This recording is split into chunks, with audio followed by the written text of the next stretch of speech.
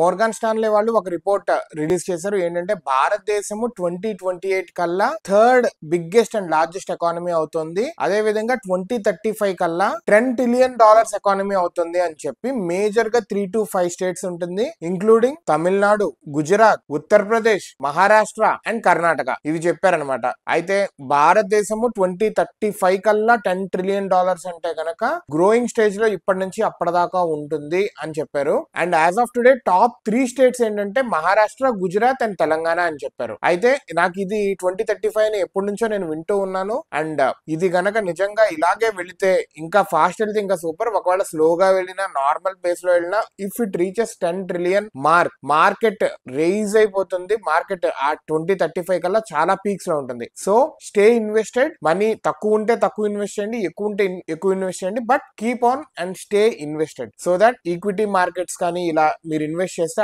2035 అంటే ఇంకో 10 years కి అది డబుల్ త్రిబుల్ అయ్యే ఛాన్సెస్ కూడా ఉన్నాయి. బట్ బ్లైండ్ గా మీకు తెలియదంటే నోరు మూసుకొని mutual funds or financial institutions దగ్గరికే వెళ్ళండి. మీకు తెలిసిన దగ్గరే, తెలిసిన వాటిల్లోనే ఇన్వెస్ట్ చేయండి. సో నాకు ఈ న్యూస్ చూడంగానే లైక్ డైరెక్ట్ గా నాకు గుర్తొచ్చింది స్టాక్ మార్కెట్ గుర్తొచ్చింది అండ్ మ్యూచువల్ ఫండ్స్ ఇవే గుర్తొచ్చింది. So I strongly suggest users invest చేస్తూ ఉండండి. మీ దగ్గర ఎంతలో ఉంటే అంతలో ఇన్వెస్ట్ చేసుకుంటూ ఉండండి. Keep on investing.